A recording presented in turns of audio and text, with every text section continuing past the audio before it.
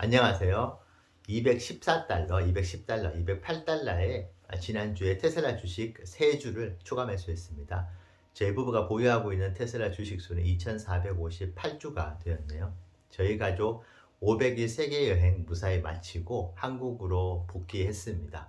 지금은 세계 여행 전에 살던 집을 정리를 하고 떠났다 보니까 이제 새로 거처를 마련해야 돼서 현재 새로운 집을 마련하기 위한 노력들을 하고 있습니다.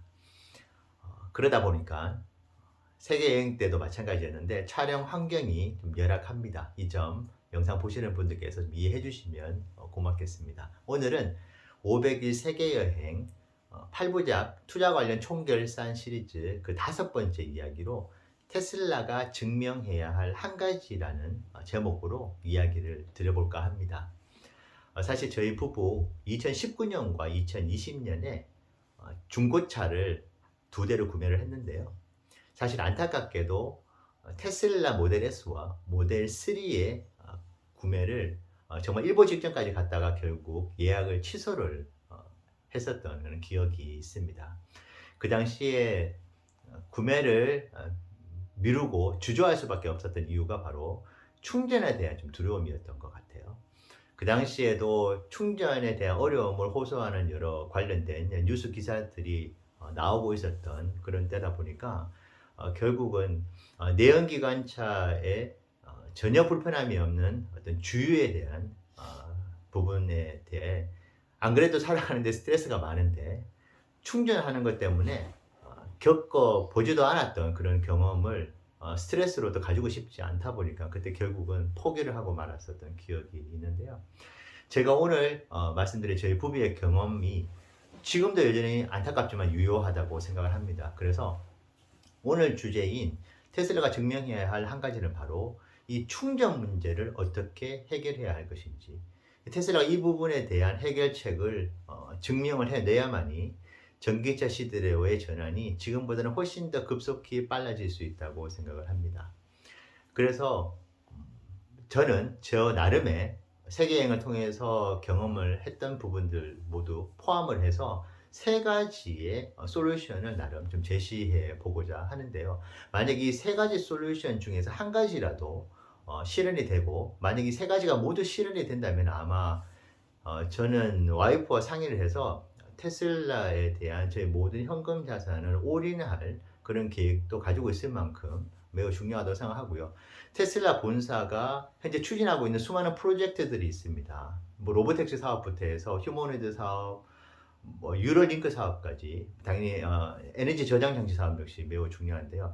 이런 사업들은 테슬라 자체 기술력과 그 기술력에 수반되는 필요한 시간들이 수반이 된다면 충분히 달성 가능한 과제라고 생각을 합니다만은, 충전 시스템은 여러 가지 각 국가별로 사회적인 부분들, 여러 가지 관련 법규들이 정비가 되어야만이 이루어질 수 있는 부분인 점도 사실 다른 어떤 프로젝트보다도 많이 크다고 생각을 합니다. 그렇기 때문에 이 충전 시스템에 대한 테슬라의 해결책이 어느 때보다 절실하다.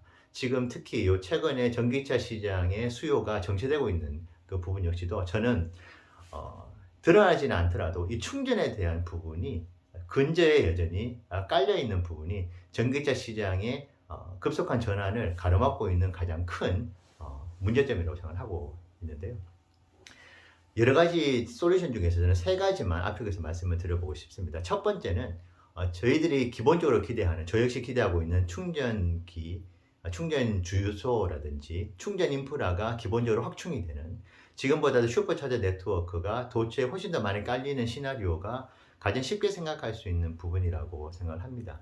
그게 현실이 된다면은, 그리고 지금 내연기관차를 운전하시는 분들이 주유에 대해서 전혀 걱정이 없는 정도의 수준으로 도달하는 데 있어서 눈에 보이는 충전 시설을 활용할 수 있다는 부분은 전기차의 시대로의 속도를 훨씬 더 빠르게 가져갈 수 있는 부분이 있을 수 있고요.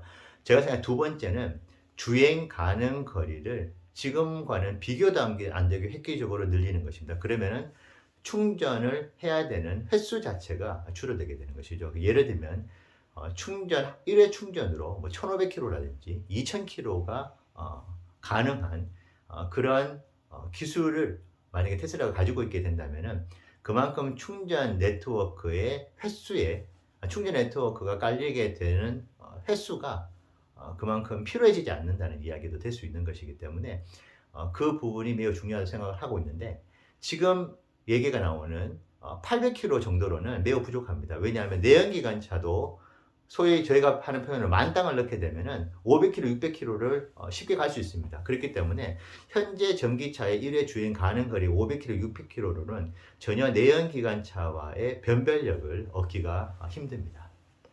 그렇기 때문에 지금과는 비교가 되지 않는 기술력을 발휘를 해서 비교가 되지 않는 1회 주행 가능 거리를 확보를 하는 것이 충전 문제를 해결할 수 있는 두 번째 방법이라고 생각을 하고 있고요.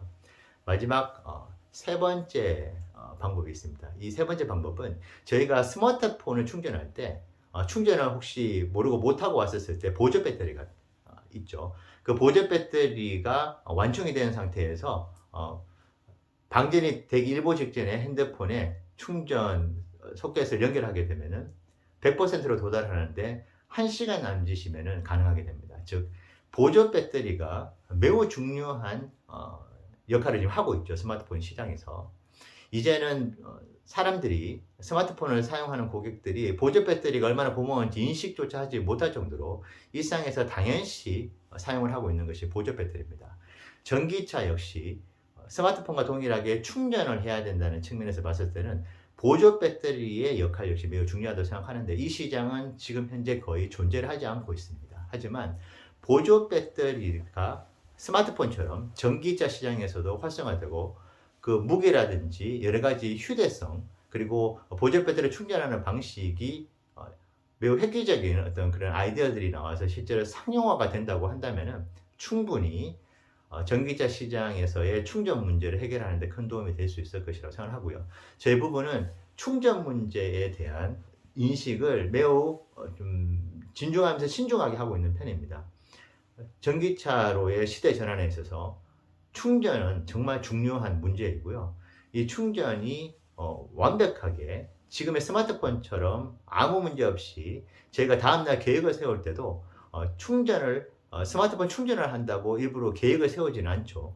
그런 것처럼 전기차 역시 충전에 대한 문제점들이 완전히 말끔하게 해소가 되는 그 시점이 전기차 시대로의 전환이 급속도로 퍼져나갈 수 있는 과제라고 생각을 하고 있습니다. 그래서 제가 말씀드린 오늘 이 세 가지 중에 한 가지씩 만약에 해결이 된다면은 저희 부부는 지금보다는 훨씬 더 큰 투자 비중으로 테슬라를 투자를 할 것입니다. 아무쪼록 오늘 영상 도움이 되시면 좋겠습니다. 네, 감사합니다.